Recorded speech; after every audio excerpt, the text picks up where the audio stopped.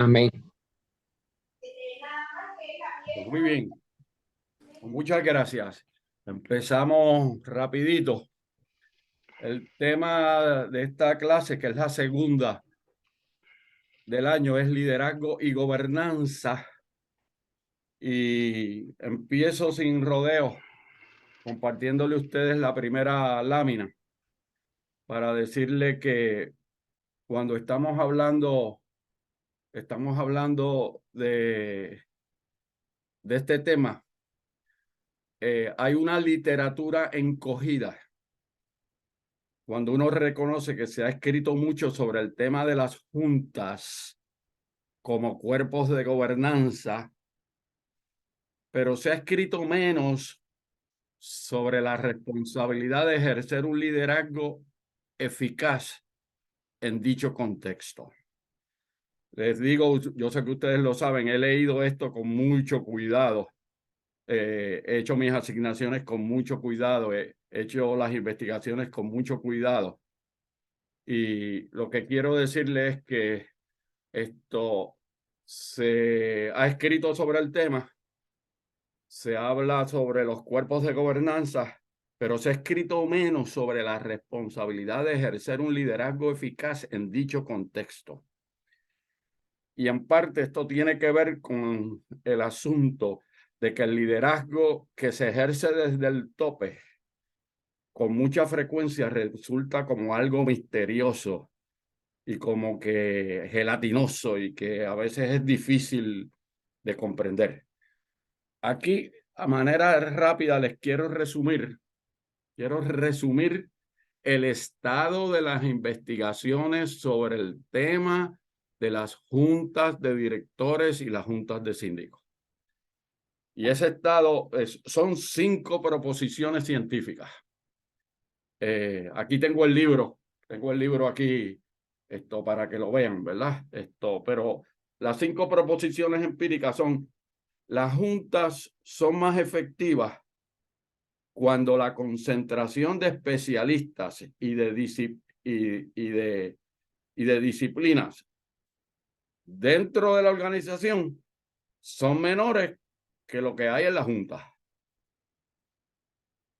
Pero segundo, las juntas son efectivas cuando la concentración de especialistas y de disciplinas es bien elevado dentro de la junta. Y también cuando la organización está considerablemente integrada. Cuando se trata de un sistema complejo, si el sistema complejo está integrado, es más fácil para la junta ser efectiva. Entonces también las juntas son más efectivas cuando los miembros de la junta tienen un peritaje demostrado y tienen una buena relación con los líderes del sistema complejo. Entonces, el otro punto importante que siempre lo hemos compartido: las juntas son más efectivas cuando trabajan en la institución con más regularidad. Pero si trabajan aparte del tiempo o en momentos muy discretos y muy separados, pues la efectividad se reduce por una cuestión de la intensidad con la que se trabaja. Y ahí le hago ese resumen para participarle, ¿verdad? La próxima lámina, que el liderazgo se trata de poner en movimiento la gobernanza institucional. Y cuando estamos hablando de liderazgo, ¿verdad? Hay muchas definiciones, pero estamos hablando de un proceso mediante el cual se tiene un impacto edificante en el sistema en el que se está ejerciendo dicho liderazgo. Por lo tanto, el tema de la gobernanza institucional es muy importante y el estado del arte de ese tema se puede resumir en la idea de que la gobernanza institucional es un asunto de formular políticas, adoptar decisiones y cursos de acción que aseguren la salud y la sustentabilidad de la institución en el largo plazo. Y eso es una proposición científica de lo que significa la gobernanza institucional. Así que algunas críticas que se le hacen a las juntas de directores en todos sus sabores, ¿verdad? Porque hay juntas de distintos tipos, pero en todos sus sabores, la teoría de juntas de directores es transinstitucional, como que le aplica a casi todo tipo de juntas. Es transinstitucional.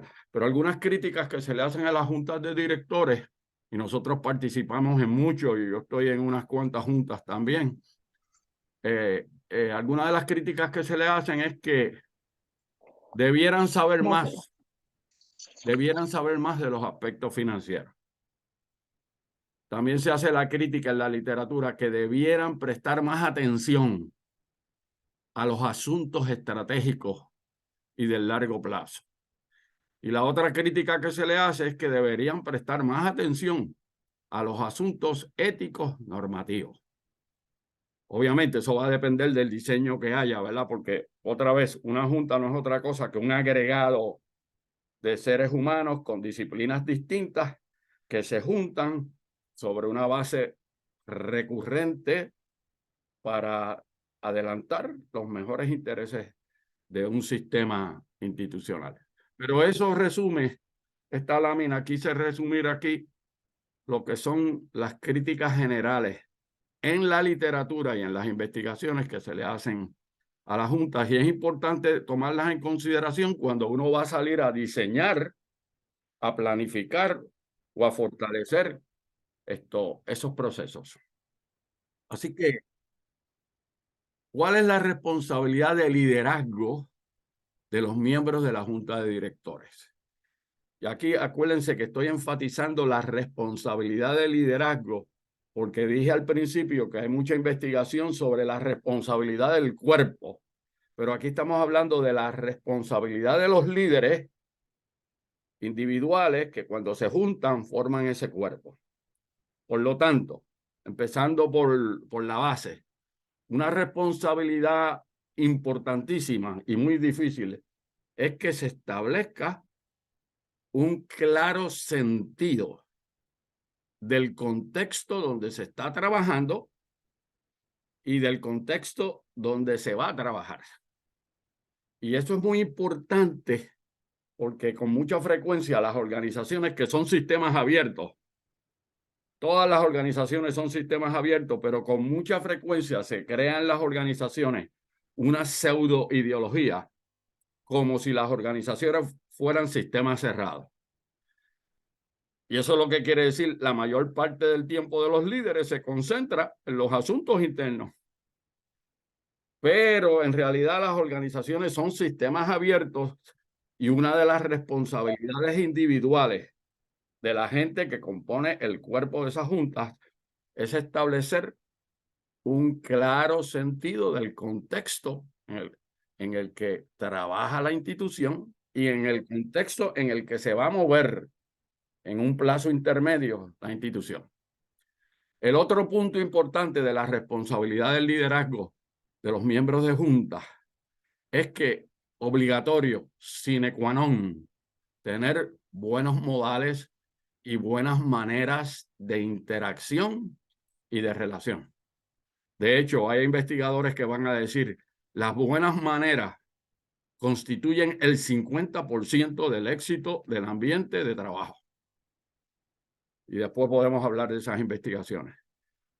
En tercer lugar, es importante que la relación de trabajo en estos contextos de ahora sea una de confianza. Sea una de confianza madura. Porque la confianza lo que hace es que la unidad de propósito aumente y cuando la unidad de propósito aumenta, el desempeño será mayor. Así que salir a edificar una plataforma de confianza es una responsabilidad individual y obviamente colegiada. Por otro lado, es importante el criterio de independencia. El criterio de independencia lo que quiere decir, yo represento mi propio cerebro y yo contribuyo con mi propio cerebro y mi propio valor a las discusiones, a las estrategias, a los proyectos que se tienen presentes, ¿verdad? Pero muy importante advertir que una vez se contribuye independientemente, autónomamente, con el criterio, con el peritaje que se tiene, cuando salimos a trabajar en el cuerpo, la unidad tiene que ser en relación al propósito. Salimos unidos en el propósito. No puede haber desunión con relación al propósito, porque entonces ocurre fragmentación y entonces se genera conflictos y tensiones innecesarias. Entonces, el otro elemento importante es que para ejecutar y cumplir con esa responsabilidad de liderazgo individual, es importante poco a poco ir desarrollando destrezas organizacionales, que eso lo que quiere decir, entre otras cosas, conocer las dinámicas y conocer los recovecos y conocer las unidades en interacción que van formando el ambiente y la cultura de trabajo. Y todas las organizaciones tienen su propia cultura de trabajo y se necesitan de destrezas organizacionales, técnicas, administrativas, relacionales, para entender los recovecos y las dinámicas institucionales. Así que, finalmente, muy importante la integridad. Y la integridad lo que quiere decir aquí es que los principios y los valores que suscribimos se demuestran con el comportamiento. Eso es lo que quiere decir, que los principios y los valores que suscribimos se demuestran con el comportamiento y se demuestran en nuestras decisiones, actuaciones y proyectos. Por eso es que una pregunta dura, constante y recurrente es cómo los proyectos que estamos adelantando, cómo las decisiones que estamos adoptando se relacionan con los principios y valores que decimos que se están suscribiendo, que son parte de la cultura. Por eso una explicación más detallada es que cuando hablamos del sentido de contexto, el número 7, cuando hablamos del sentido de contexto, estamos hablando de concentrar en los asuntos específicos e importantes que hay que atender. Cuando hablamos de buenas maneras, estamos hablando de prudencia y sentido de proporción. Miren esto, en lo que se dice, se escribe y se hace. Eso quiere decir los buenos modales y la cortesía siempre tienen que estar presentes. Cuando se habla de confianza madura, estamos hablando de ofrecer la voz. Cada uno contribuye con su voz fundamentada. Pero ofrecer la voz y participar en las reuniones, en los comités, en las deliberaciones y en la preparación y en el estudio de lo que hay que conocer para tener las buenas reuniones. Y ustedes saben, la palabra reunión es una palabra compuesta, que lo que quiere decir reunidad. Nos juntamos para unirnos, para discutir, para analizar, para planificar y para llevar a cabo deliberaciones. Entonces, el contexto de independencia lo que quiere decir esto, entre otras cosas, tengo mi propio criterio, pero en el sentido ya ético y de integridad, no tengo ningún negocio con la organización. Y eso en estos tiempos, en una sociedad bien imbricada o en una sociedad autocontenida, donde los sectores están bien próximos unos a otros, es un desafío importante que hay que manejarlo con destreza. Y las destrezas organizacionales en el plano individual lo que significan es que el manejo de conocimientos se utiliza para añadir valor a la organización. Allí estoy dando algunos ejemplos. El manejo de conocimientos en materia de mercadeo, los asuntos jurídicos, recursos humanos, finanzas, entre otros, ¿verdad? Así que las destrezas organizacionales son importantes y una responsabilidad de cada una responsabilidad del liderazgo de cada participante en una junta es que se asegure que está contribuyendo con lo mejor de su valor añadido a las discusiones que se tienen presentes. Entonces, el asunto de pasión es muy importante porque lo que significa estoy comprometido con la institución, con el cuerpo, estoy comprometido, y compromiso lo que quiere decir es una obligación contraída de la cual no me voy a retractar. Y no puede darse 85%, 90% de compromiso. El compromiso siempre es 100 plus. Y es lo que sirve de base a la pasión, otra palabra sería al amor, al entusiasmo con la misión institucional. Eso es lo que quiere decir. Todo el que participe en ese cuerpo tiene que exhibir una pasión con la misión institucional. Tiene que estar acogido por la misión institucional. Y el asunto de la integridad es asegurar que hay cero tolerancia para las conductas no éticas, particularmente cuando se han establecido claramente cuáles son los requisitos de desempeño. Así que la próxima lámina en esa dirección presenta es un resumen de la literatura de cuáles son las expectativas sobre los líderes. Y ahí, después de mucha investigación, quiero decirle, después de mucha investigación, la contestación es la siguiente. ¿Cuáles son las expectativas sobre los líderes en dicho cuerpo? Pues a mano izquierda, contribuir con valor añadido. Y valor añadido lo que quiere decir proteger, con lo que yo conozco, proteger la sustentabilidad futura de la institución. Y a mano izquierda lo que quiere decir eso, constantemente en el plano individual y en el plano colegiado vamos a censar constantemente el ambiente, el mercado y las fuerzas que impactarán la institución. Ese libro de Gunderson, ¿verdad? De Leadership Paradox. Ese es el argumento principal que presenta. Pero las expectativas sobre los líderes, cuando uno las tiene que resumir, son esencialmente 4 expectativas. Esencialmente 4 expectativas. Primero, una expectativa de auditoría, es decir, vamos a ver el estado de situación de algún renglón, de alguna actividad institucional. Las auditorías son importantes. Son importantes. Acuérdense, aquí hay unas cuantas personas. Está el doctor Rafael Ramírez aquí, que es un experto en la filosofía de calidad.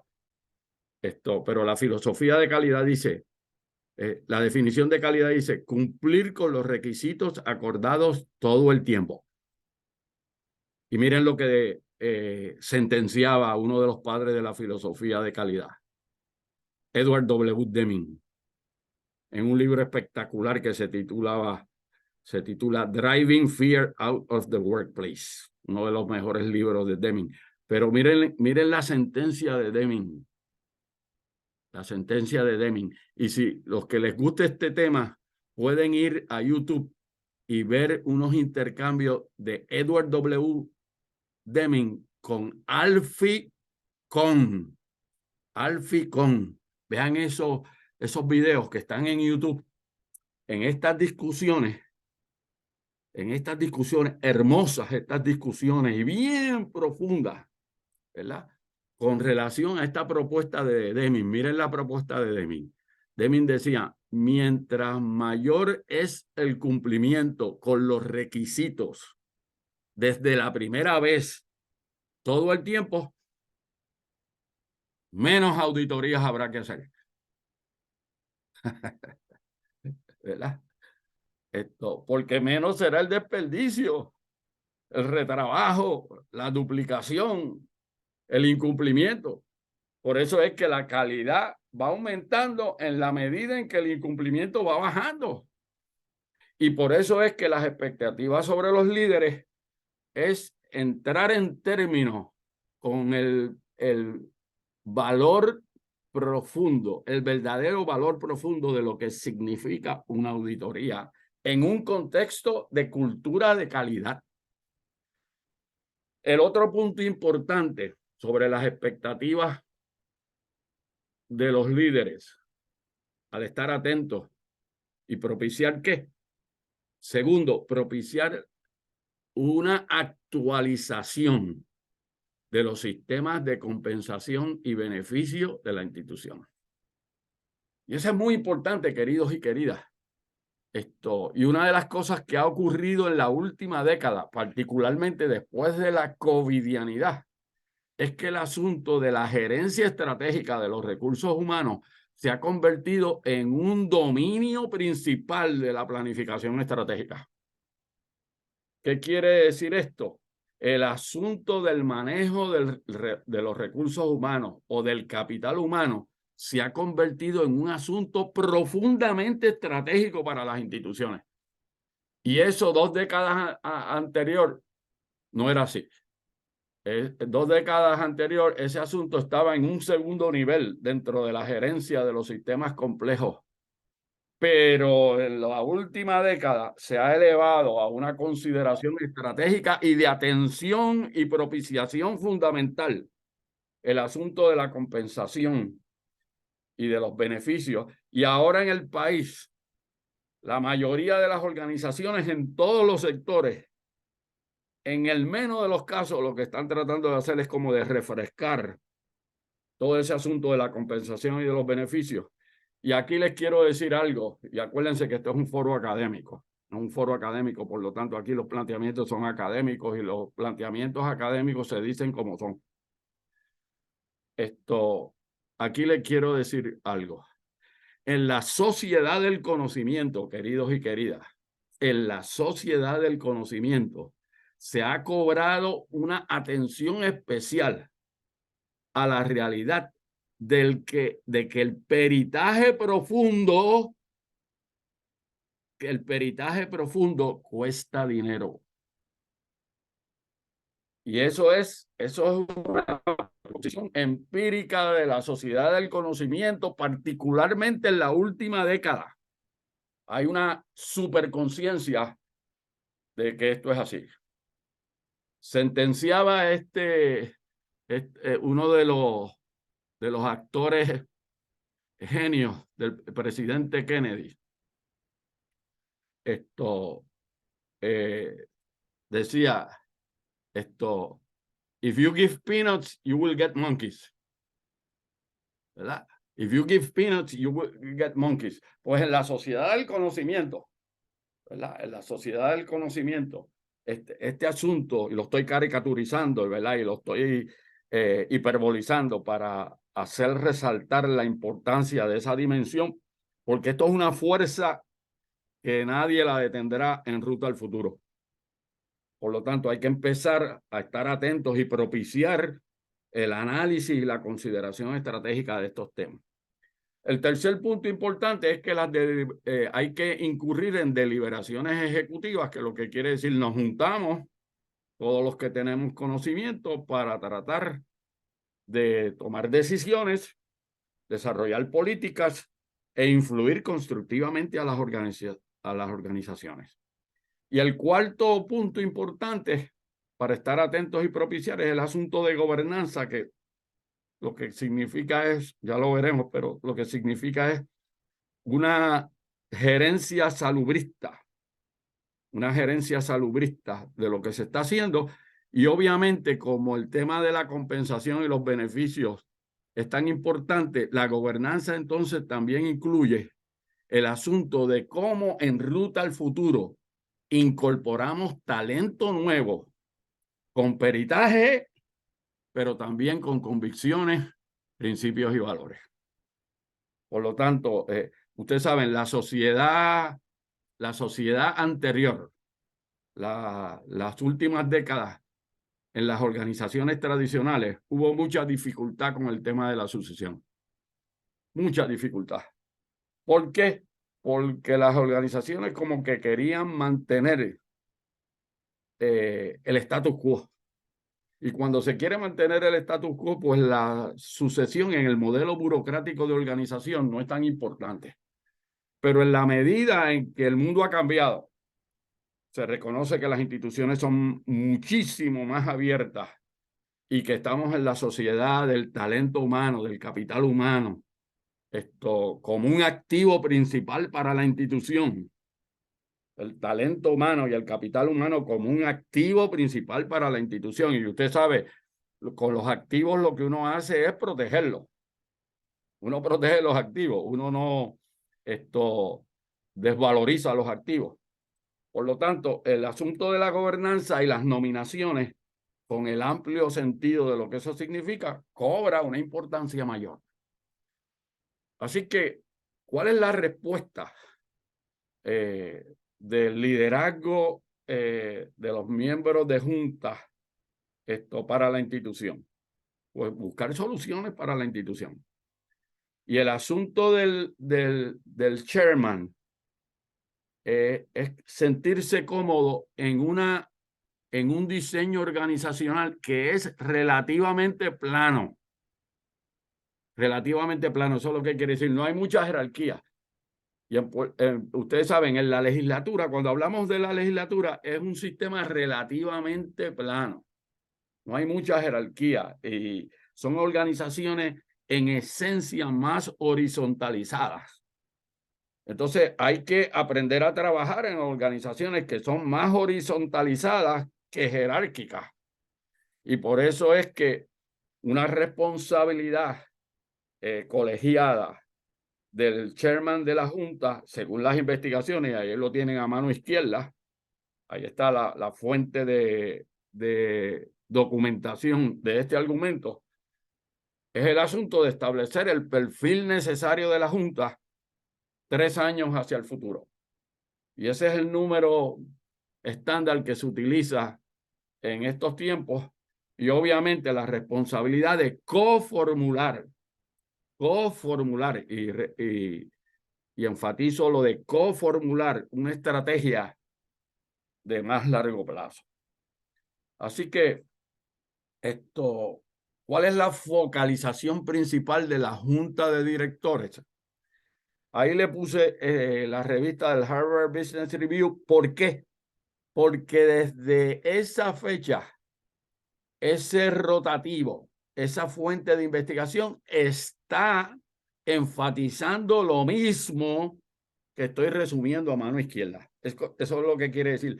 Desde el 2013, una de las instituciones universitarias que más estudia este tema viene diciendo desde el 2013 hasta el 2022, viene diciendo lo mismo. Y cuando uno busca, por ejemplo, la revista, por decir algo, nosotros examinamos todas las revistas. Nosotros examinamos probablemente sobre 50 revistas del tema de liderazgo, gerencia y administración. Y cuando uno mira esas revistas, y cuando uno mira, por ejemplo, la revista de Trusteeship, de la Asociación de Juntas de Gobernanza, el conocimiento es el mismo que aparece, que resume, que presenta también el Harvard Business Review y otros rotativos. Y eso es una buena noticia porque eso es lo que quiere decir. Hay consenso de que estos asuntos son importantes. Por lo tanto, la focalización principal de las juntas de directores consiste en concentrar en las diligencias estratégicas y trabajar en equipo con el presidente y/o con el Chief Executive Officer de la institución. Y de paso, cojo aquí una marginal, voy en un expreso, pero voy a coger una marginal para decirle, hay también instituciones universitarias, que es uno de los tópicos que nosotros estudiamos con mucha regularidad. Hay instituciones universitarias que por un lado está el presidente de la Junta, el presidente de la universidad, y debajo del presidente de la universidad está el Chief Executive Officer. Ese diseño está, y en unas 4 o 5 universidades en Estados Unidos, toda la indicación que hay en la literatura es que el sistema le produce resultados. Pero con esto quiero decir, esto es la belleza de la teoría de la organización. Hay múltiples maneras de diseñar. La teoría de contingencia dice, no hay una única manera eficiente de diseñar. ¿Quién dijo eso? No, hay múltiples maneras de diseñar para tratar de lograr la efectividad.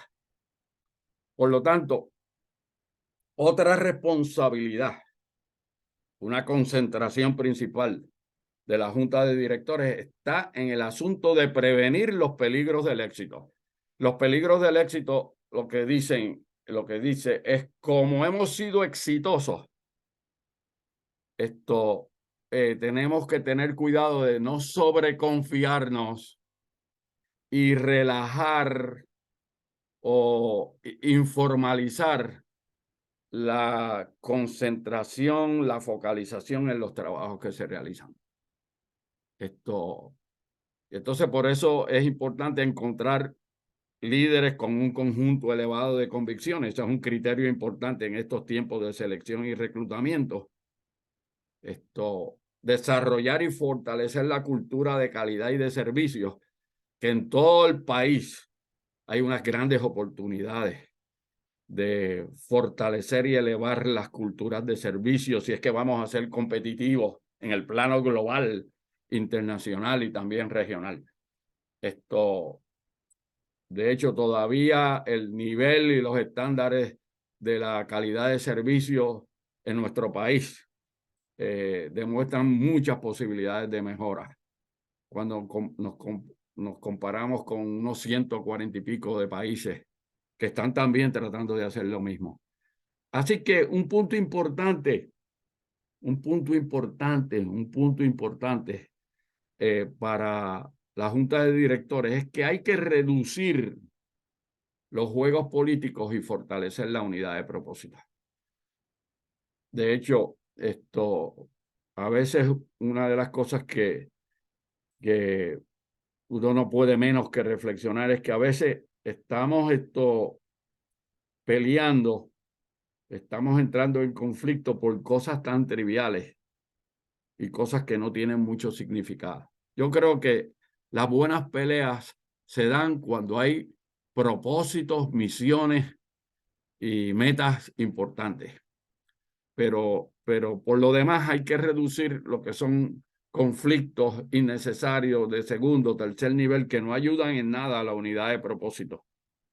Por lo tanto, otra focalización principal que ya la mencioné, pero está en el Harvard Business Review y está en la mayoría de las revistas que tienen que ver con la gobernanza, es que estos son tiempos donde hay que transformar el sistema de selección y reclutamiento.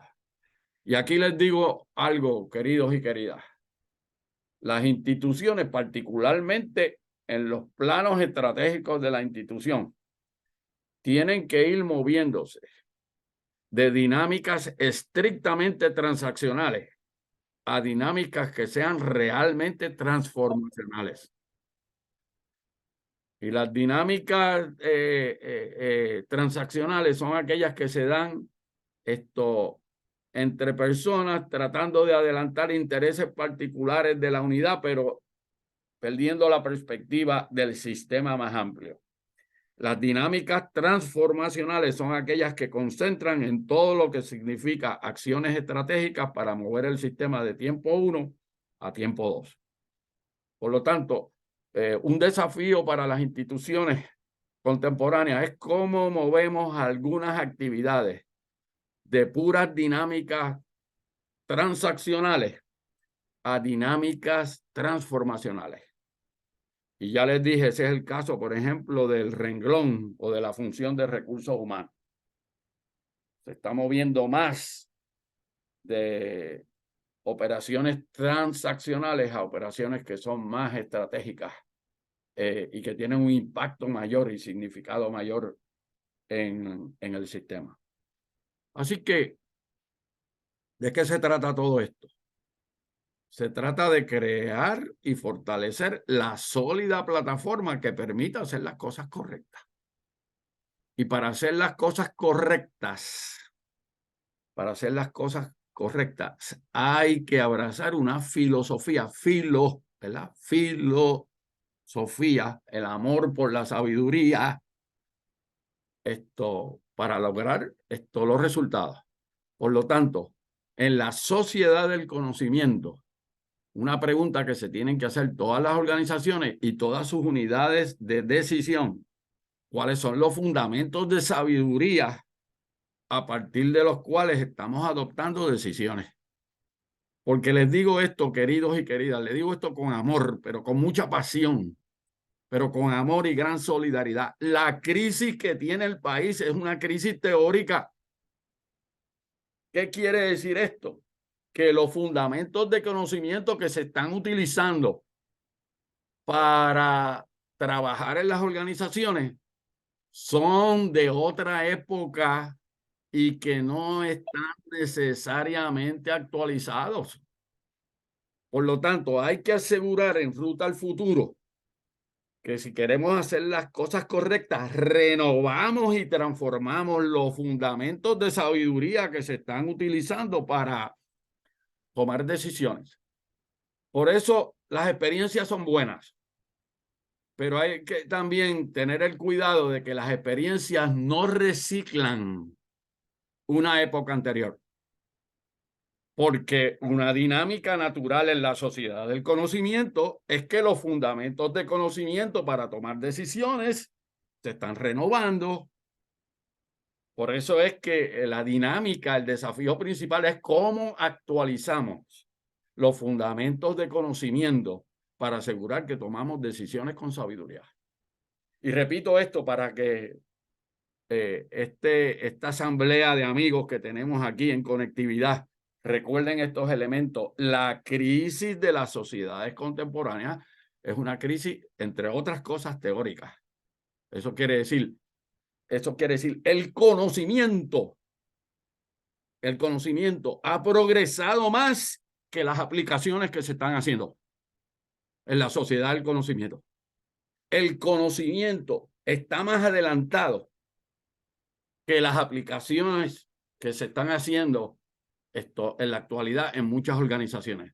Por lo tanto, la pregunta importante es cómo cerramos esa brecha y dónde están los espacios para discutir esos conocimientos, que yo siempre quiero pensar que esos espacios, y aquí a lo mejor estoy bias, quiero pensar que esos espacios son esencialmente las universidades, ¿verdad? Donde se discuten esos conocimientos. Quiero pensar, y le pido a Dios que eso sea así para el país, ¿verdad? Pero por otro lado también hay que asegurar, para hacer las cosas correctas, que se trabaja con virtud. Se trabaja con virtud, ¿verdad? En el sentido filosófico, en el sentido teórico de la palabra. Y virtud, miren cómo se traduce la virtud al trabajo cotidiano, ¿verdad? Yo quiero pensar que en ruta al futuro es posible la sociedad, las unidades y los seres humanos virtuosos. Uno debe aspirar a eso, porque no me digan que vamos a aspirar a algo menos que eso. Si aspiramos a algo menos que eso, pues estamos tirando la toalla, ¿no? Uno debe siempre aspirar. Las aspiraciones son el fundamento de la acción. Por eso cuando alguien me dice, esta es la aspiración, yo, qué chévere. Aspiramos a respirar juntos, ¿para qué? Para con esa aspiración fundamentar las acciones concretas. Obviamente, si la aspiración se queda en aspiración, es un ejercicio estéril. Pero si la práctica no tiene aspiraciones renovadas, entonces son ejercicios estúpidos, ¿verdad? Por lo tanto, las virtudes dentro del escenario de trabajo se demuestran con palabras, mensajes, políticas correctas, que no lastiman, sino que edifican, con acciones correctas y obviamente con un ambiente de entusiasmo.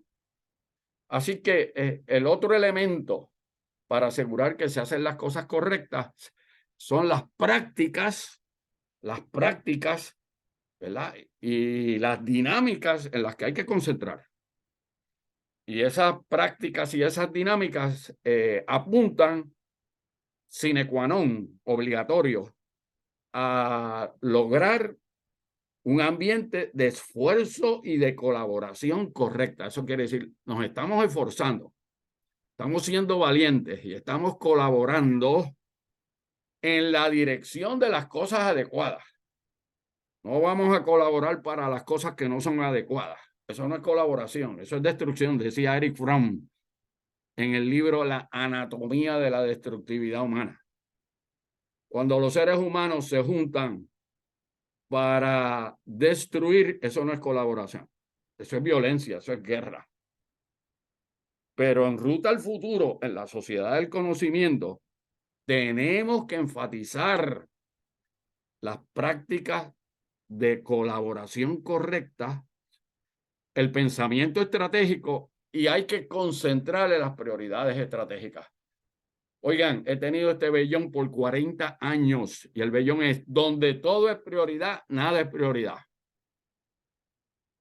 El sistema se fragmenta y a veces se pierde sentido de dirección y de propósito porque todo es prioridad.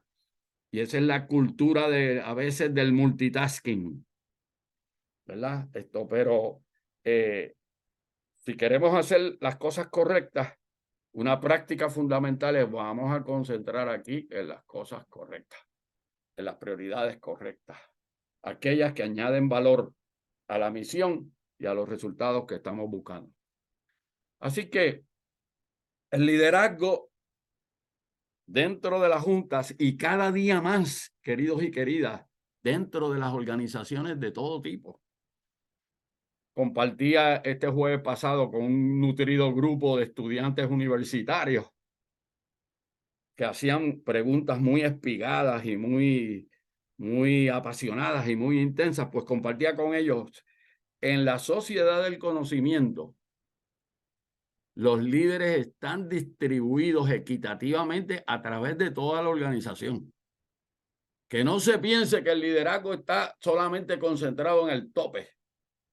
Eso es una mitología, ¿verdad? Eso es una mitología que en la sociedad del conocimiento no tiene fundamento porque hay gente educada y pensando en todos los rincones de la institución. Por lo tanto, el liderazgo en esencia es compartido y cuando ustedes ven ahí a mano izquierda el libro de Gungor y compañía y ven el libro a mano derecha, es el libro de Jay Gungor, Learning to Lead. Una de las cosas que él dice, en la sociedad del conocimiento, todos estamos aprendiendo a dirigir una nueva realidad, ¿verdad? Por eso es que tenemos que tener cuidado cuando el pensamiento se nos va al pasado. El pasado es para honrarlo y para uno reconocer cuáles fueron los aprendizajes, pero no es para reciclarlo. Porque en la sociedad del conocimiento, el conocimiento está mucho más avanzado que las aplicaciones. Así que el liderazgo, para evitar eso, es compartido, es colegiado, es un enfoque de gobernanza vinculado al liderazgo y a la cultura de servicio. Nos juntamos para reconocer que el todo, la sumatoria de todos los peritajes puede ser más fuerte que el peritaje individual más fuerte. El postulado de John von Neumann, el premio Nobel, es posible crear una cadena que la cadena completa sea más fuerte que su eslabón más fuerte.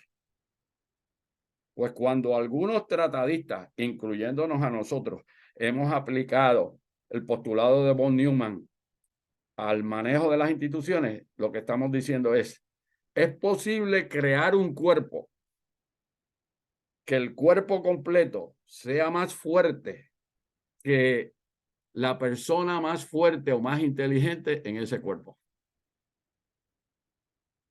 Oigan, el Hijo de Dios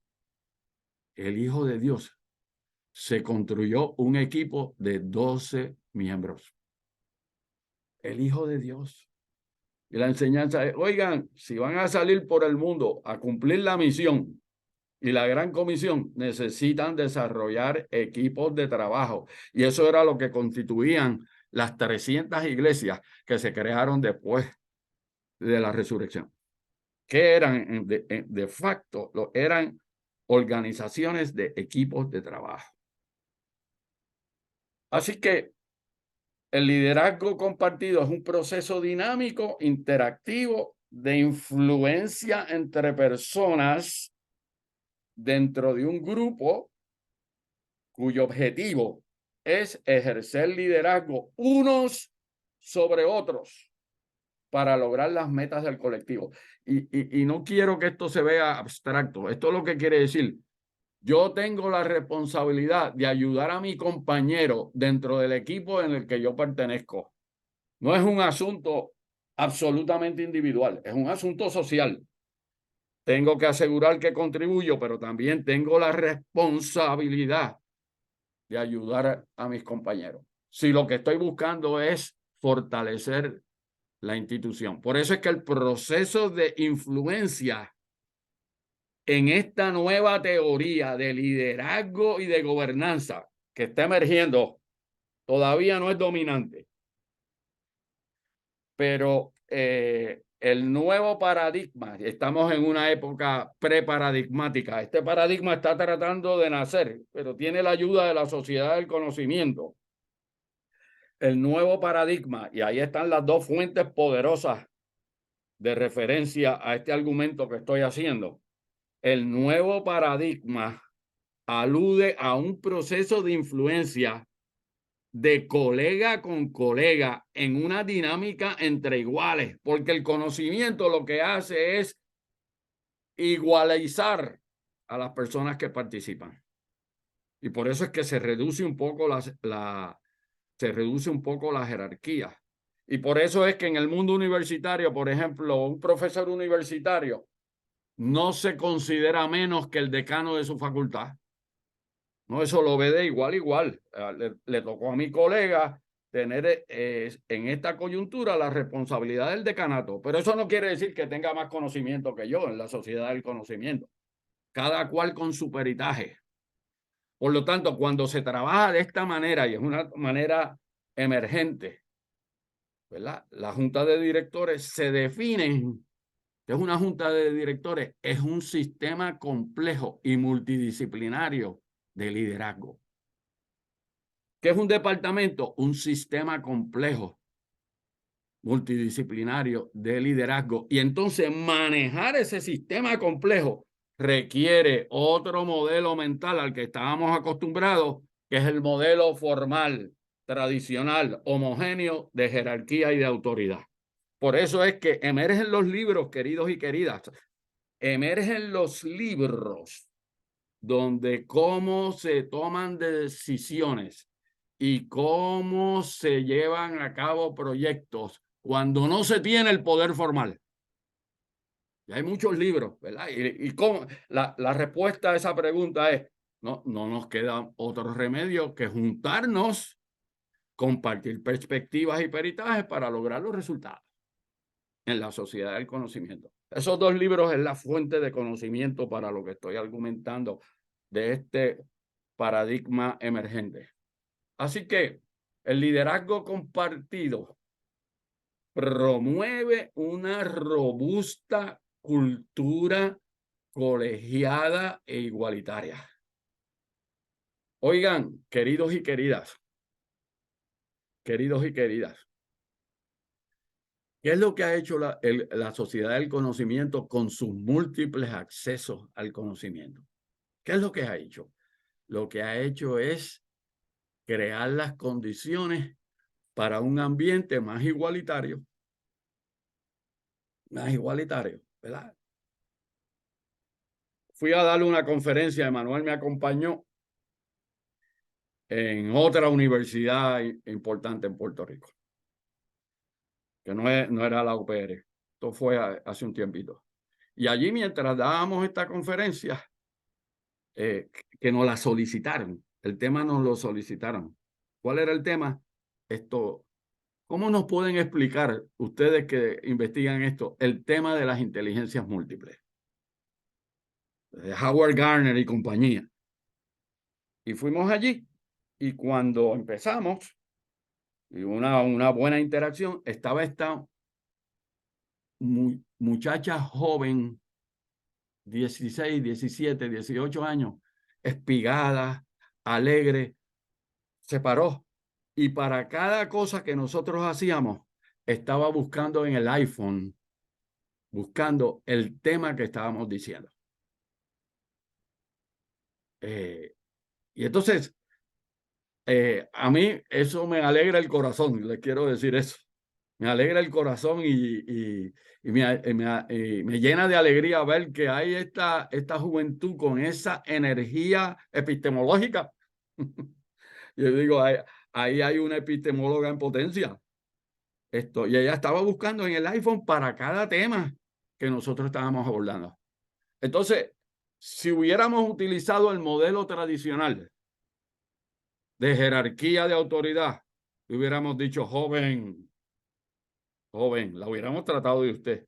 Joven, ¿tendría usted la amabilidad de sentarse y esperar que yo termine para hacer su argumento?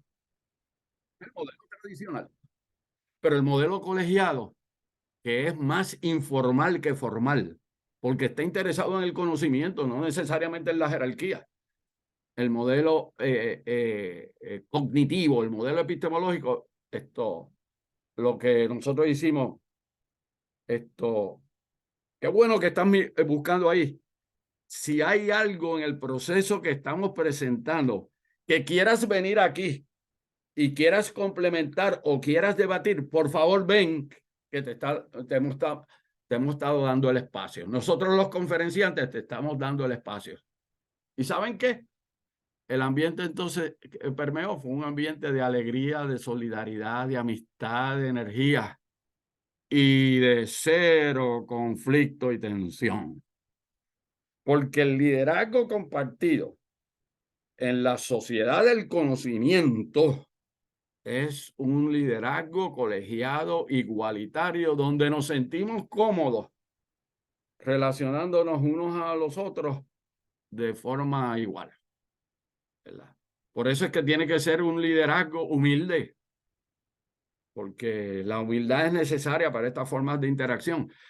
En un sentido más estricto y más formal, ese liderazgo colegiado y igualitario, vamos a ponerlo en un lenguaje ya más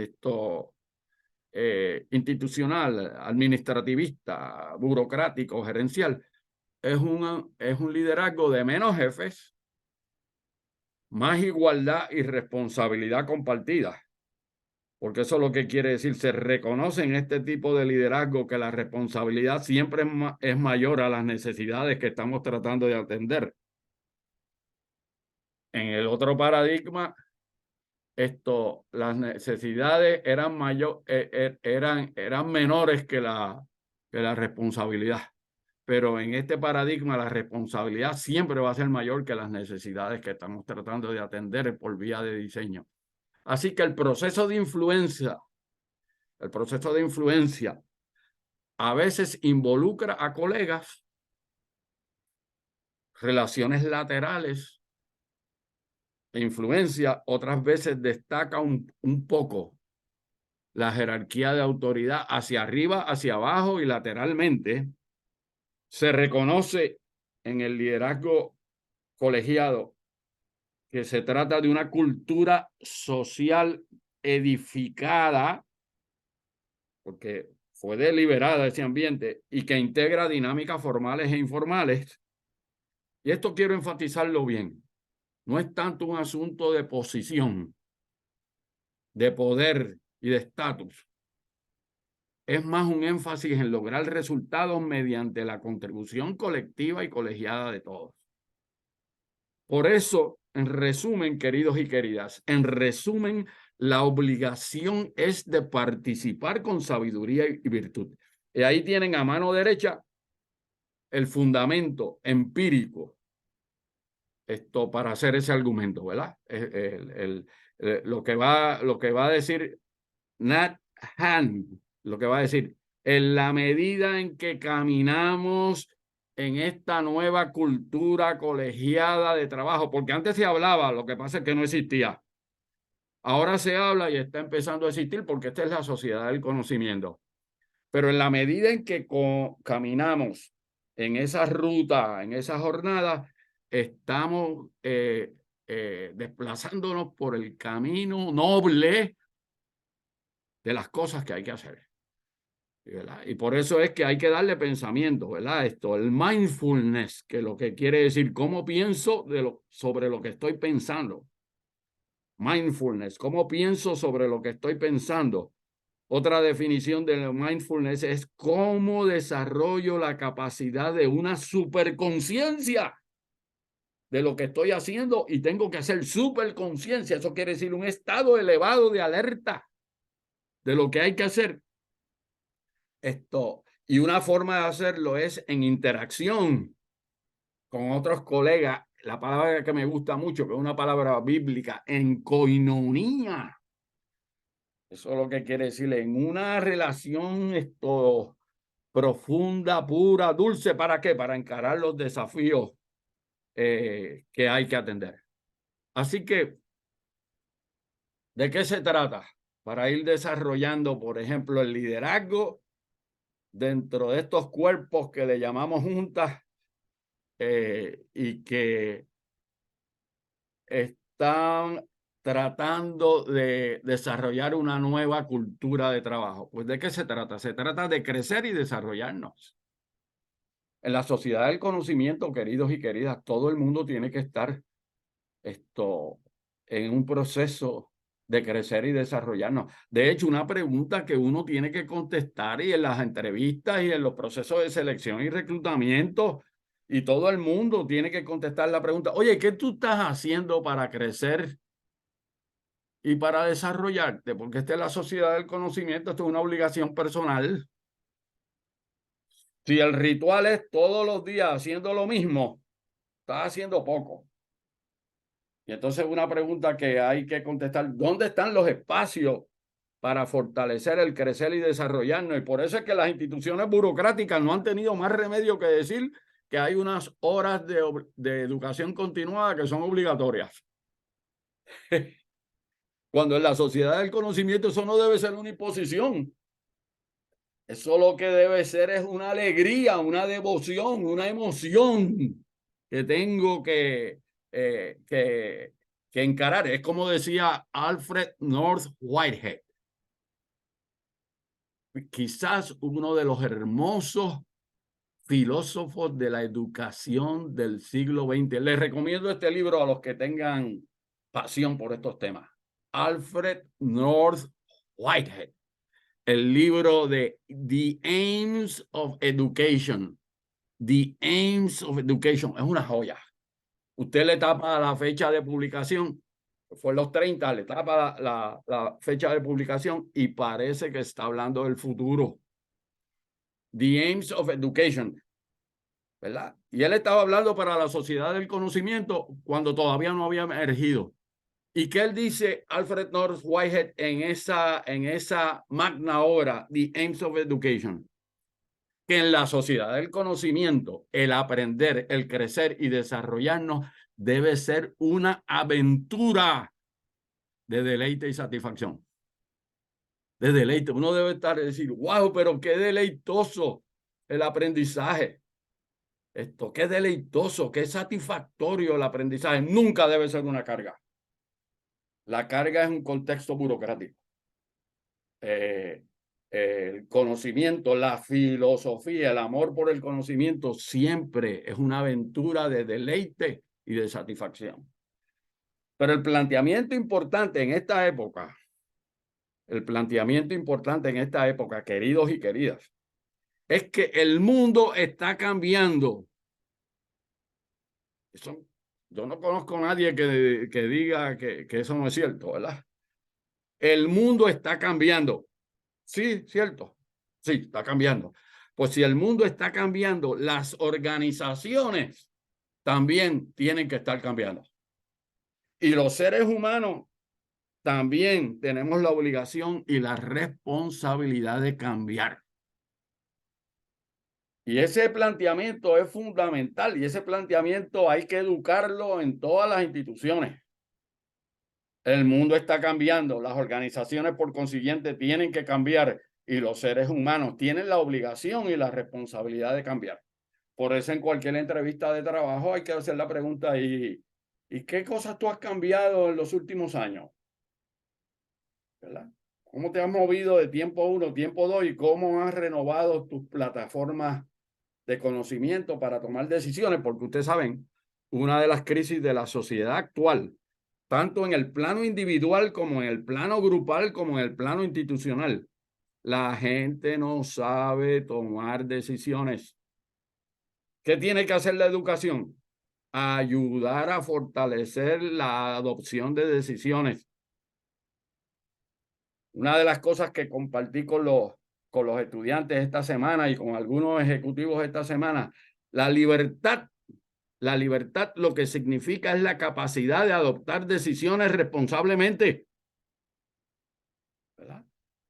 Adoptar decisiones responsablemente. Y para adoptar decisiones responsablemente hay que abrazar la disciplina. La disciplina es libertad. La disciplina es libertad porque si no somos disciplinados, entonces la opción es la anarquía. Y la anarquía es el desorden y la falta de organización. Oigan, y como yo sé que ustedes saben y comparten conmigo, a veces el mundo está un poco desorganizado, está un poco anárquico. Cuando a un primer mandatario se le va a juzgar por los crímenes de guerra, devorando y asesinando niños. Estos son tiempos que hay que pensar y que hay que considerar, porque esos son barrabasadas, en las últimas décadas nunca antes vistas. Así que el otro punto importante es que desde la perspectiva del liderazgo, una de las preguntas fundamentales es cómo vamos a ejercer un tipo de liderazgo de manera de que las personas puedan crecer y desarrollarse. Eso es una responsabilidad de los líderes. Que con mi liderazgo, con mis actuaciones, otras personas puedan crecer y desarrollarse. Por eso una pregunta importante para los líderes: ¿a quién tú estás desarrollando?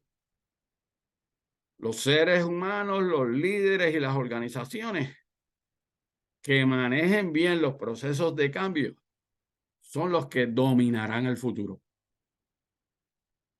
¿Verdad? Por eso cuando estemos enfrascados en un proceso de cambio hay que explicarle a la gente esto. Estamos en unos ejercicios, en unas prácticas que nos ayudarán a fortalecer las instituciones del futuro. Y esto implica también establecer los estándares para las metas estratégicas. Y esos estándares hay que crearlos, hay que manufacturarlos, hay que diseñarlos, customizarlos. Así que los líderes tienen que dirigir el camino.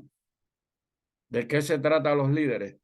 ¿De qué se trata el trabajo de los líderes? El liderazgo individual y colegiado, de dirigir el camino.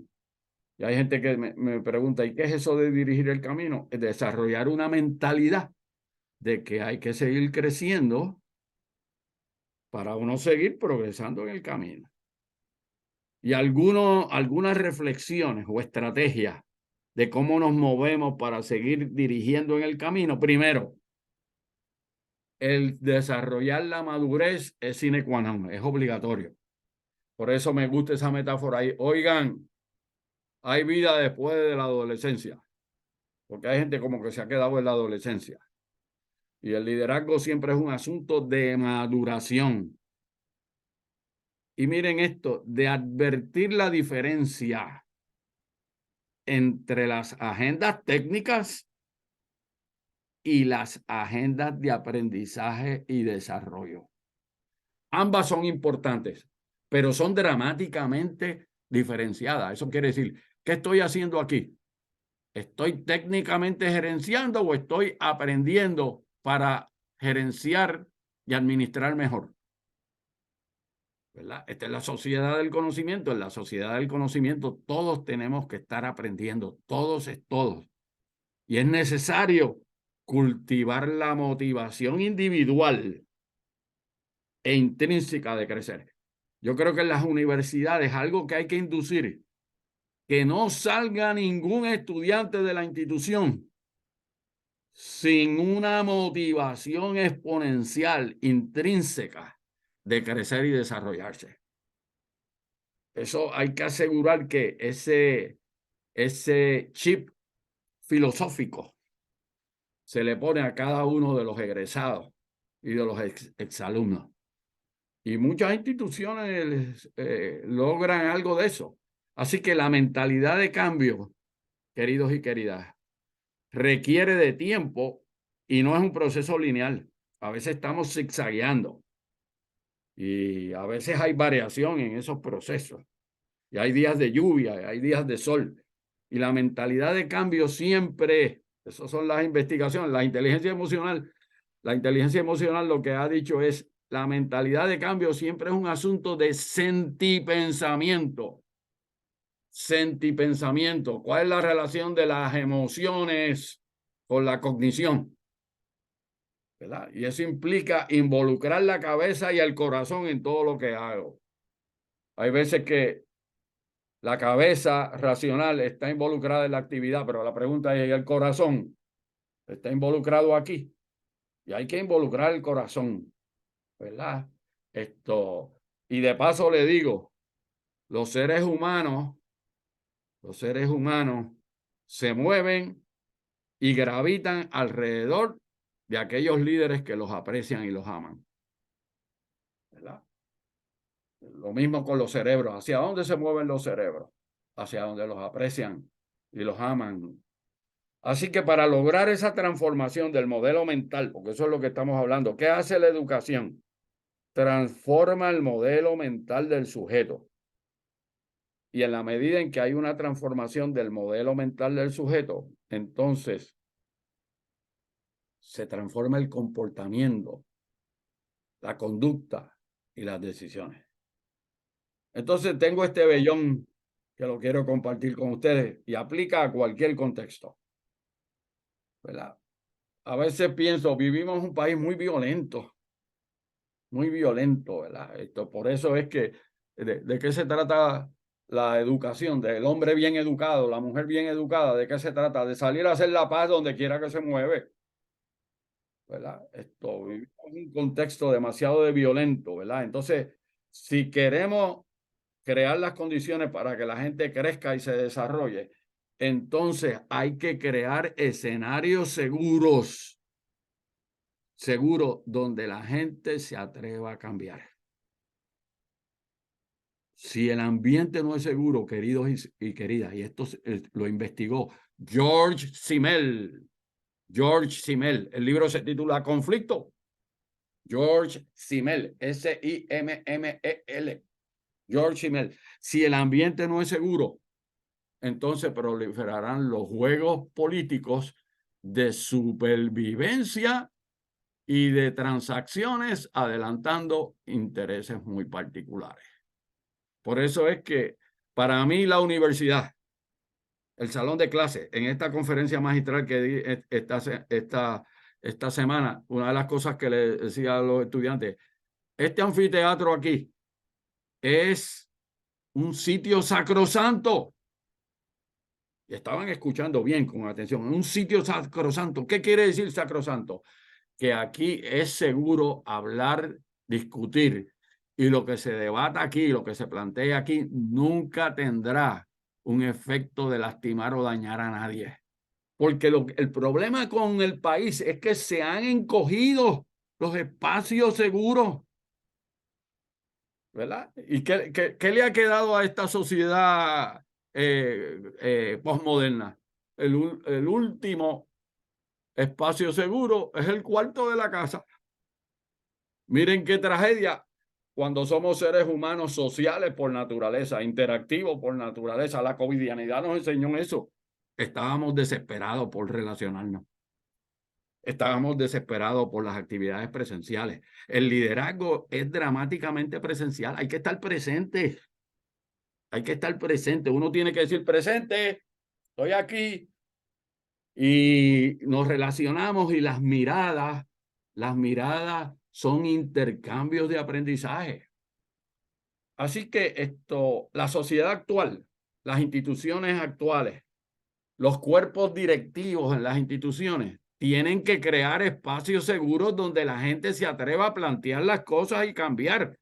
De lo contrario, se politiza el ambiente y la gente va a decir, quieto el pescado. Quieto el pescado. Mejor no voy a decir.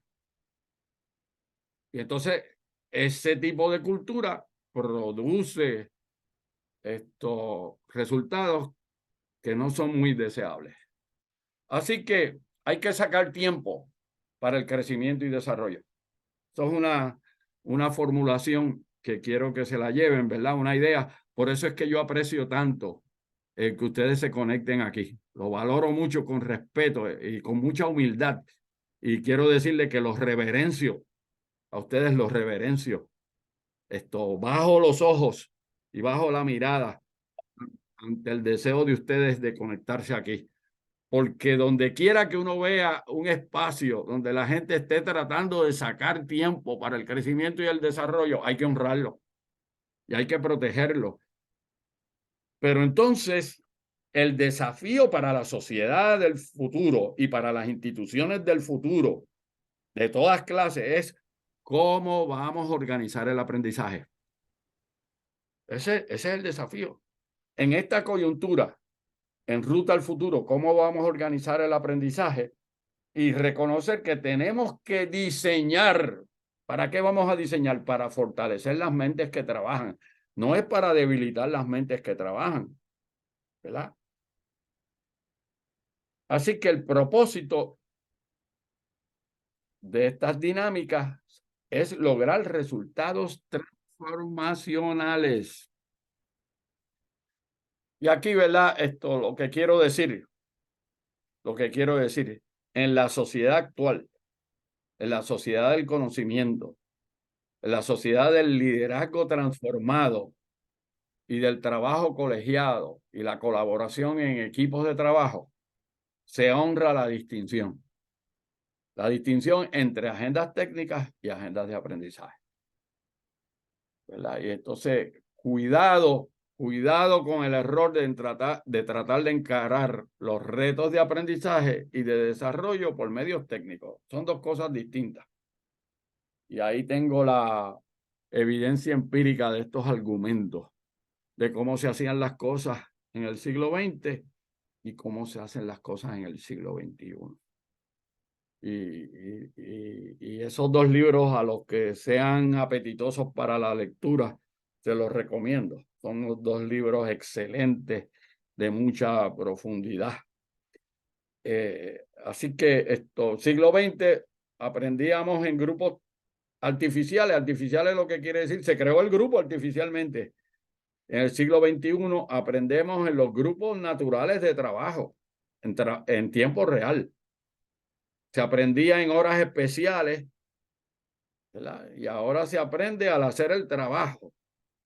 Y a veces se aprendía en un tiempo limitado y ahora se aprende en un tiempo elástico y expandido.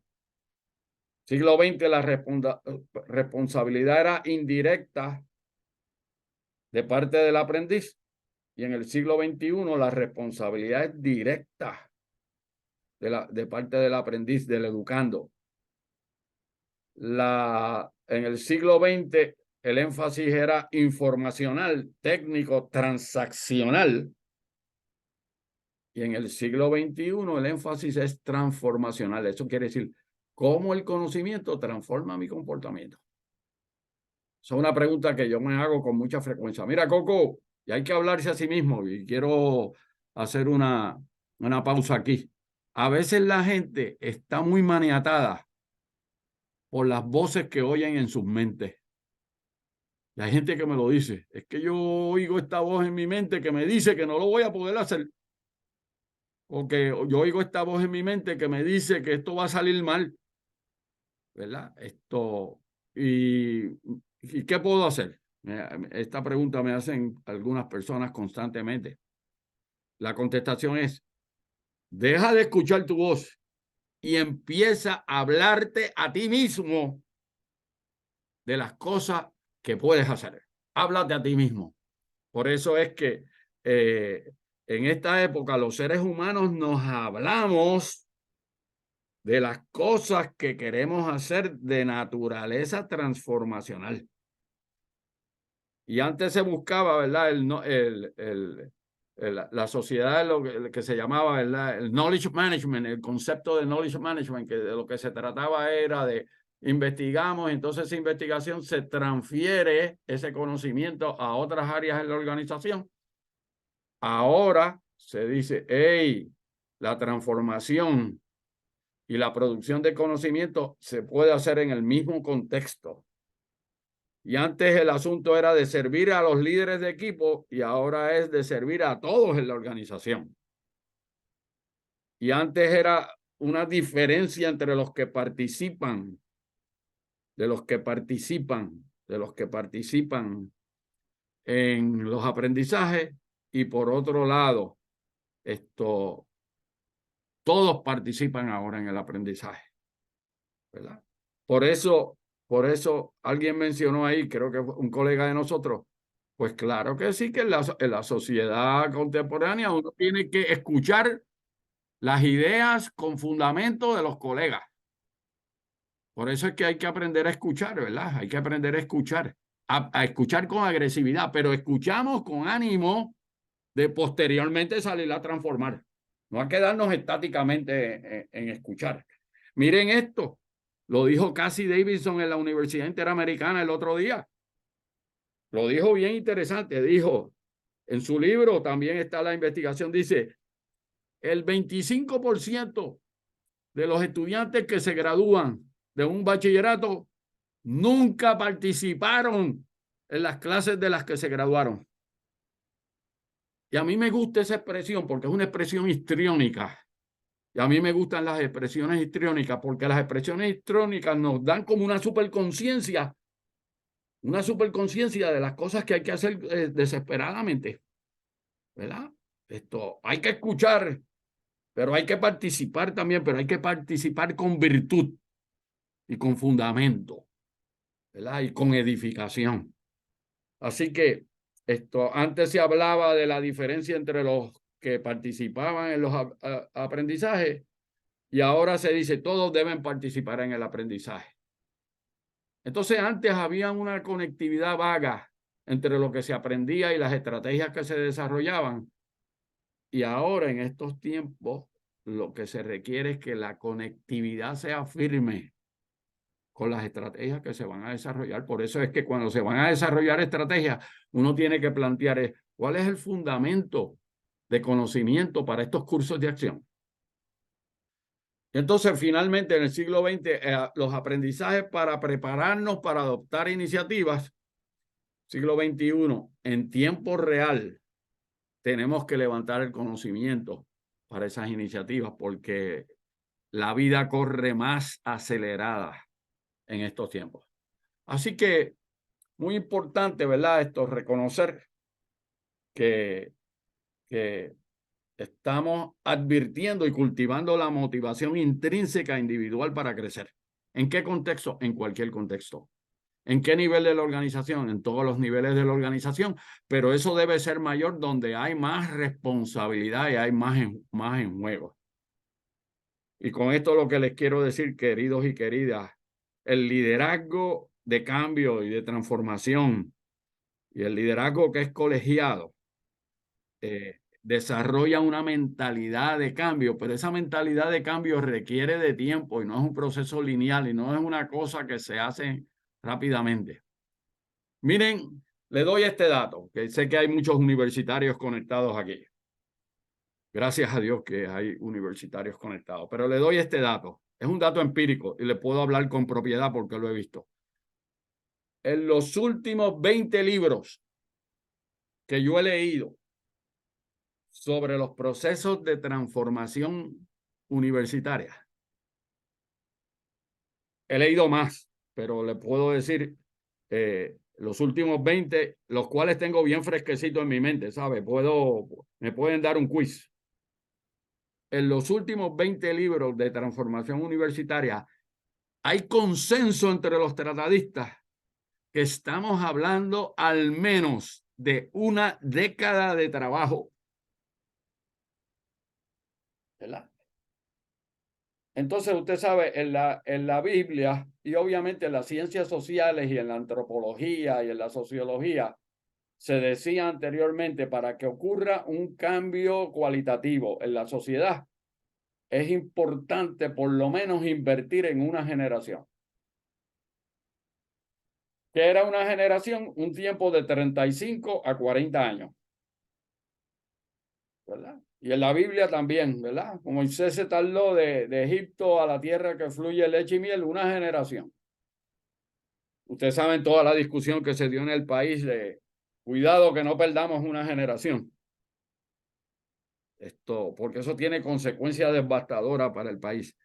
Pero cuando usted traduce la escala de una generación al tiempo de una organización, los tratadistas dicen que el estándar para que ocurra una transformación radical, y radical quiere decir ir a la raíz de lo que tenemos que atender, estamos hablando mínimo de una década. El equivalente de una generación en las organizaciones que se deben mover con más rapidez que la sociedad es una década, 10 años. ¿Por qué? Porque se reconoce que desarrollar una perspectiva de crecimiento y de desarrollo y de cambio y de transformación no es un proceso lineal y que requiere tiempo y también requiere de paciencia. Coge una marginal, a mí me gustan hacer cuentos porque los cuentos, a veces yo le digo a mis hijos que están conectados hoy aquí con un número para que no los reconozca, pero yo los reconozco. Están mis hijos conectados aquí. Le digo a mis hijos en la sociedad actual, se requiere de mucha paciencia. Tengan paciencia, porque a veces son como desesperados. Tengan paciencia. Yo fui a esta boda hace como 20 años y estaba la boda, la ofició en esta iglesia, en esta iglesia creo que era Belén, la iglesia de Belén. Y la boda la auspiciaba el cardenal Aponte, a quien conocí. Era un hombre bien interesante, un hombre de pueblo, bien interesante. Y me encantaba intercambiar porque era un hombre vivaracho y conversador y de pueblo. Entonces, él estaba auspiciando la boda. Y de momento había como un poco de bullicio. Usted sabe, en las bodas hay bullicio. Y de momento él dice, y les quiero decir a los que se van a casar, el secreto del éxito de un matrimonio. De momento se cayó todo el mundo en la iglesia. Usted sabe, había bullicio cuando dijo, ¿qué? ¿Qué va a decir el secreto para el éxito en el matrimonio? Todo el mundo, un silencio. Yo dije, qué interesante, bueno, esto está bien interesante. Pero él dijo esto con mucha sabiduría. Dice, el secreto para tener éxito en el matrimonio, y yo les voy a decir esto a ustedes, el secreto para tener éxito en todo proyecto de cambio es paciencia, paciencia, paciencia y paciencia. Hay que tener paciencia. Los impacientes no verán los resultados. Así que el modelo mental impacta los sentimientos y el pensamiento. Por eso este término que se ha acuñado, ¿verdad? El sentipensamiento. Hagamos las cosas con sentipensamiento. La sociedad burocrática pensaba que se hacía con razón nada más. No. Hay que meterle sentimiento al pensamiento.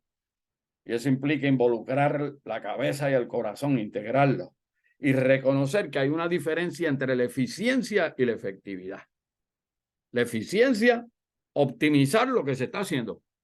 Pero la efectividad es hacer lo que es necesario cambiar y hacerlo adecuadamente. Y un elemento importante para la nueva sociedad del sentipensamiento es que hay que hablar con verdad. Hablar con verdad y hablar con solidaridad y hablar con amor. Eso es decir, yo sentir el sentimiento por la otra persona con la que me voy a encontrar. Yo pienso, y no se vayan a reír de mí, pero lo pienso, se lo aseguro, le estoy abriendo a ustedes mi corazón. Yo pienso que es posible erradicar el odio del corazón de los seres humanos. Pero hay que trabajar duro para eso no es automático y por eso es que si abrazamos la cultura del amor, que hay gente por ahí que dice que la abrazan, pues entonces es imposible que en una cultura de amor, en un corazón de amor, se tenga un corazón que odia. Así que, ¿de qué se trata este trabajo de propiciar el aprendizaje colectivo y reconocer que hay que integrar el cambio del modelo mental con el cambio del comportamiento? Eso quiere decir, dime cómo pienso y si he transformado mi pensamiento, entonces voy a transformar mi comportamiento. Pero un comportamiento transformado también fortalece el modelo mental. Hay una relación de acción recíproca. Eso me lo enseñó Alberto Bandura en el libro de aprendizaje social, Social Learning Theory. Dicho sea de paso, Bandura con probablemente uno de los mejores libros del tema de la agresión. ¿Por qué hay agresión en la sociedad contemporánea? Y uno de los mejores libros también, ¿qué se puede hacer para integrar los valores en el comportamiento? Ese fue el último libro antes de morir, de Alberto Bandura, para los que le interese este tema. Así que ya casi repasando, ¿verdad? Repasando y terminando, ¿verdad? Con esto quiero concluir en la mañana de hoy. Hay que proveer espacios seguros para que la gente se atreva a cambiar, expresar sus ideas y ensayar con otras modalidades de modelos mentales. Son un reto, pero para enfrentar ese reto hay que apoyar a la gente para que la gente pueda enfrascarse y sentirse seguro en esos escenarios de aprendizaje. Por eso es que les digo esto, soy un maestro universitario de más de 40 años. No se pueden usar las notas para castigar. No se pueden usar las notas para castigar. No se pueden usar los exámenes para amedrentar. No, no se pueden utilizar las herramientas del aprendizaje como armas de coerción. La sociedad de la coerción hay que dejarla atrás. Nos movemos hacia la sociedad del ejercicio de la libertad responsable. Y en esa dirección es necesario los escenarios seguros y de aprendizaje. Así que, conclusión. Recomiendo ese libro por ahí. Le recomiendo ese libro por ahí. Con mucho gusto le recomiendo ese libro por ahí. Es un libro empírico de algunas instancias y algunos case studies de cómo a veces en las organizaciones tradicionales los seres humanos se han vacunado para no poder cambiar. Se han vacunado con el status quo. Y este libro, pues, algunas recomendaciones de lo que se puede hacer. Pero en conclusión, lo que quiero concluir hoy aquí, esta es una de las bellezas de la educación. Hay gente que me dice, ¿y desaparecerán las instituciones educativas? Yo digo, no van a desaparecer, deben ser más pertinentes que nunca, pero hay que rediseñarlas. Pero en conclusión, no hay fecha de expiración para la habilidad de crecer. Estos términos de generaciones, que yo sé que hay conectados aquí expertos en este asunto de las generaciones, pero estos términos de edades y de generaciones son creaciones humanas, son tipologías humanas, ¿verdad? Ya yo le he dicho a ustedes mi convicción, cómo yo pienso. Yo pienso que todas las generaciones tienen las mismas necesidades. Lo único es que cada grupo generacional lucha y decide de cómo satisfacer esas necesidades. Pero las necesidades son transhorizontales para las generaciones. Por lo tanto, lo que quiero decirle a ustedes aquí, no hay fecha de expiración para la habilidad de crecer, ¿verdad? En una ocasión que la familia mía me estaba celebrando este cumpleaños y entonces me pidieron una reflexión al final y me dijeron, ¿cómo te sientes? Y yo le dije, yo estoy terminando de nacer. Eso es lo que yo estoy haciendo, terminando de nacer porque no hay fecha de expiración para la habilidad de crecer y yo quiero crecer, estudiar, educarme todos los días. Así que somos creadores de las historias de nuestro propio crecimiento y de las historias de otros. Por eso es que la educación es tan importante, porque la educación lo que nos permite es crear la historia de nuestro propio crecimiento. Y muy importante, crear las historias del crecimiento de otras personas. Por eso es que es tan importante la mentoría, el coaching, la consejería, como se les llame, ¿verdad? El ánimo y el valor de llevar a cabo cambios pequeños y grandes debe estar presente.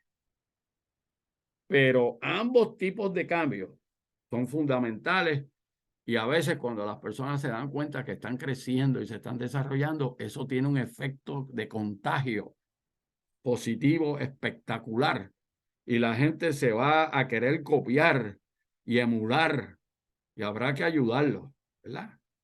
Habrá que ayudarlos. Yo les he compartido a muchos de ustedes, cuando yo entré por primera vez a la universidad y estuve en un curso introductorio y vi a este profesor dar esta clase de Ciencias Sociales 1, les digo, queridos y queridas, que yo dije en mi corazón, yo quiero ser como ese profesor.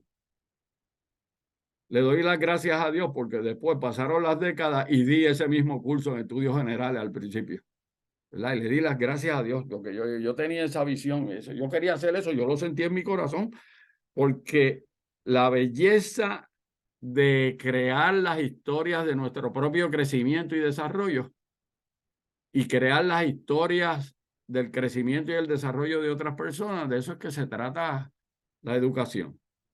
Y hay que dar a veces pasos grandes y otras veces pasos pequeños y a veces hay que asegurar que aterrizamos, ¿verdad? Del iCloud aterrizamos a la realidad, pero vamos a hacerlo de una forma alegre y seguro y gustosa y deleitosa y satisfactoria. Así que concluyo con esta idea. La puso, los estudiantes universitarios el jueves me preguntaron, una muchacha me preguntó, ¿y qué usted hace para su propio mejoramiento y crecimiento? Cuando me hace esa pregunta, yo pensé, Señor, gracias porque tú pusiste esa pregunta. Te doy las gracias porque tú la pusiste la pregunta. Y ella se veía que estaba inspirada y emocionada cuando me hizo esa pregunta. ¿Qué usted hace para su propio crecimiento y desarrollo? Fue un momento sublime, muy sublime. Y yo le pedí a Dios antes de contestar la pregunta, yo dije, Señor, que todo el mundo esté conectado con esta pregunta que esta muchacha me acaba de hacer, que yo creo que está conectada hoy aquí. Y entonces yo le dije, pues yo lo que hago es orar. Yo oro con ánimo de crecimiento y desarrollo. Y después esa persona, cuando terminamos, me dijo, tengo curiosidad. Usted me dice, la oración para el crecimiento y desarrollo. Explíqueme un poquito y después me conecto con usted y me sigue explicando. Creo que está conectada aquí. Y esto es lo que yo le dije. Es que yo tengo un mentor en mi interior y el mentor residente en mi interior se llama el Espíritu Santo. El Espíritu Santo es el mentor en residencia que algunas personas tenemos y eso nos debe ayudar aumentar la paciencia, paciencia, el postulado del Monseñor Aponte para asegurar la calidad de nuestro comportamiento y los resultados que estamos buscando. Muchas gracias, que Dios los bendiga y cualquier pregunta dura, bienvenida. y voy a activar al mentor residente para que me ayude a contestarla.